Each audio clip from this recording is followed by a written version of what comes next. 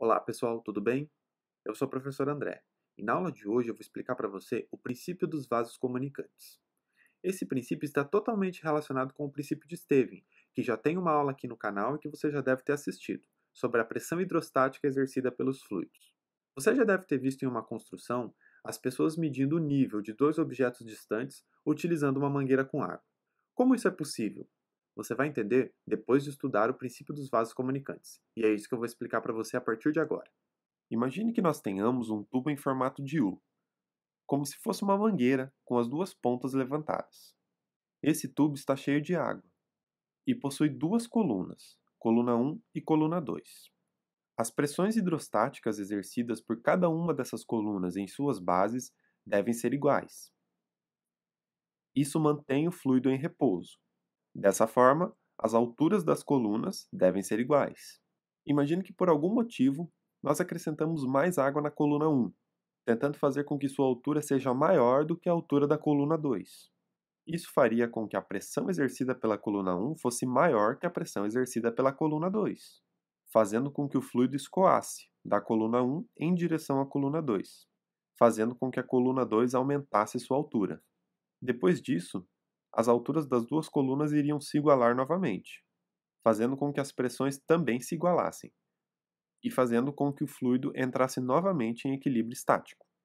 Esse tipo de configuração foi muito usado na construção civil para medir o nível, fazendo com que duas partes distantes estivessem exatamente no mesmo nível, medindo-se com uma mangueira. Agora imagine que nós não tenhamos só água nesse tubo. Colocamos na coluna 1 outro fluido, menos denso que a água, o óleo, com uma densidade de 800 kg por metro cúbico. É evidente que se fizermos isso, a altura da coluna 2 vai aumentar. Mas a questão é, nessa situação, as alturas das colunas 1 e 2 serão iguais? É evidente que não. As alturas das colunas 1 e 2 não poderão ser iguais, pois elas estão preenchidas com fluidos de densidades diferentes. Enquanto uma das colunas possui apenas água, a outra coluna possui água e óleo, sendo que o óleo é menos denso que a água. Se nós tivéssemos duas colunas com alturas iguais, consequentemente a pressão hidrostática aplicada por cada uma das colunas seria diferente. Isso porque temos uma coluna preenchida apenas com água, com uma densidade de 1000 kg por metro cúbico, enquanto a outra coluna está preenchida com água e óleo, fazendo com que sua densidade média seja menor. Isso faria com que a pressão exercida por essa coluna fosse menor, enquanto que a pressão exercida pela coluna que contém só água seria maior. Dessa forma, para que as pressões sejam iguais, as alturas das colunas devem ser diferentes. E é realmente o que acontece. Para analisar isso, vamos considerar apenas a parte de cima da linha pontilhada. As duas partes abaixo da linha pontilhada são iguais, estão preenchidas com água e exercem a mesma pressão hidrostática. Vamos analisar a parte de cima da interface entre o fluido água e óleo. Vamos lembrar mais uma vez. Queremos que as pressões hidrostáticas P1 e P2 sejam iguais. Lembrando que de um lado temos óleo, com uma densidade menor, e do outro temos a água, com uma densidade maior. Portanto, a altura da coluna de óleo deve ser maior para compensar a sua densidade menor, enquanto que a coluna de água deverá ser menor. Agora vamos fazer um pouco de contas. Queremos que a pressão 1 seja igual à pressão 2. Lembrando que a pressão 1 é a pressão exercida pela coluna de óleo, e a pressão 2 é a pressão exercida pela água. Utilizando o princípio de Stevin, podemos fazer uma substituição, onde a pressão 1, exercida pelo óleo, será igual à densidade do óleo vezes a altura da coluna de óleo vezes a gravidade, que terá que ser igual à pressão 2, exercida pela água, que é igual à densidade da água vezes a altura da coluna de água vezes a gravidade.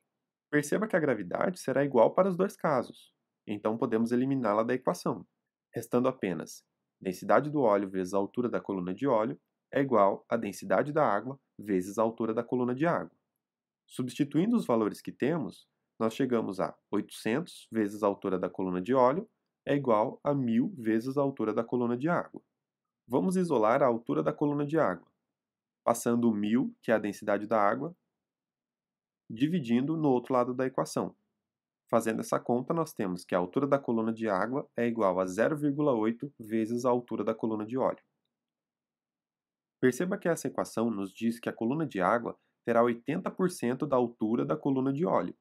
Isso é completamente plausível, já que o óleo tem 80% da densidade da água. Dessa forma, se nós tivéssemos uma coluna de óleo com 1 centímetro de altura, a coluna de água deveria ter 0,8 centímetros de altura. Se você quiser testar essa afirmação, multiplique a densidade do óleo pela altura da sua coluna e a densidade da água pela altura da sua coluna também. Você verá que os resultados serão iguais. Fazendo um exemplo numérico, imagine que a altura da coluna de óleo seja de 30 centímetros. Que altura deveria ter a coluna de água correspondente, acima da interface dos dois líquidos, simbolizada pela linha tracejada? Temos que a densidade 1 vezes a altura 1, que é a do óleo, é igual à densidade 2 vezes a altura 2, que é a da água.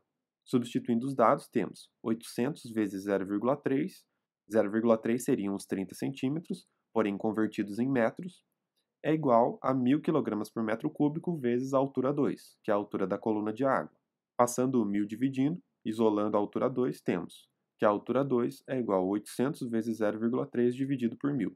O resultado é que a altura da coluna 2 é de 0,24 metros, ou 24 centímetros. Então temos que a altura da coluna de água deveria ser de 24 centímetros. Perceba que 24 centímetros é 80% de 30 centímetros. Se você precisar memorizar alguma equação, memorize essa equação em vermelho. Como um dos objetivos dessa aula, eu espero que você tenha entendido como é possível se medir o nível de dois objetos distantes utilizando uma mangueira com água. Isso acontece porque as duas colunas referentes às duas pontas da mangueira devem ter a mesma altura, porque elas devem exercer pressões hidrostáticas iguais. Esse princípio é muito importante em várias aplicações do nosso cotidiano. Bom, pessoal, para a aula de hoje o conteúdo foi esse. Bons estudos e até a próxima!